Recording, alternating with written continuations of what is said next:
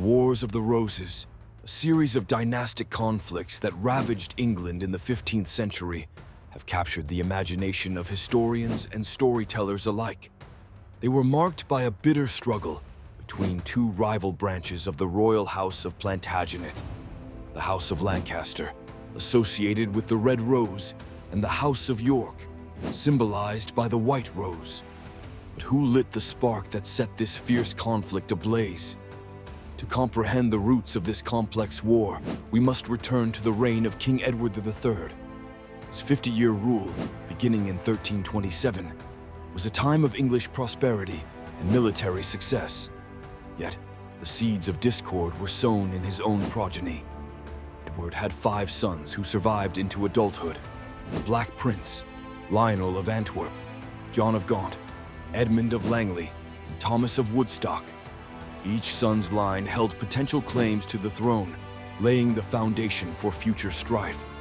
The immediate cause for the Wars of the Roses, however, can be traced to the reign of Edward III's grandson, Richard II. Richard's extravagant rule and harsh governance alienated the nobility, culminating in his deposition by Henry Bolingbroke, the son of John of Gaunt. In 1399, Henry seized the throne, becoming King Henry IV and establishing the Lancastrian dynasty. Henry IV's ascension was a turning point, igniting disputes over the legitimacy of Lancaster's claim. This seed of discord was nurtured by Richard II's unresolved supporters and by the descendants of Lionel of Antwerp, who felt their bloodline had been wrongfully bypassed. Lionel's lineage led to the House of York, intensifying animosity between the Lancastrians and the Yorkists. The simmering tension surfaced openly during the rule of Henry VI, the son of Henry V, whose reign was fraught with challenges. Unlike his father, a renowned warrior king, Henry VI was frail and mentally unstable. His incapacity to govern effectively created a vacuum of power, further compounded by England's losses in the 100 Years' War. As Henry VI faltered, Richard, Duke of York, emerged as a formidable rival. Richard was not only a descendant of Edward III through both his parents, strengthening his claim to the throne, but also a competent military leader and administrator. Dissatisfaction with Henry VI's rule saw Richard appointed as protector of the realm, temporarily usurping the king's authority. The first armed conflict erupted at the First Battle of St. Albans in 1455, often considered the official start of the Wars of the Roses. Richard of York, along with his allies, sought to neutralize the influence of the Lancastrian nobility over the king, leading to a violent confrontation. The Yorkist victory fueled the hopes of those who supported Richard's claim to the throne. Despite the early success, the power struggle intensified. Henry VI's wife, Margaret of Anjou, steadfastly defended the Lancastrian cause, rallying forces against the Yorkists.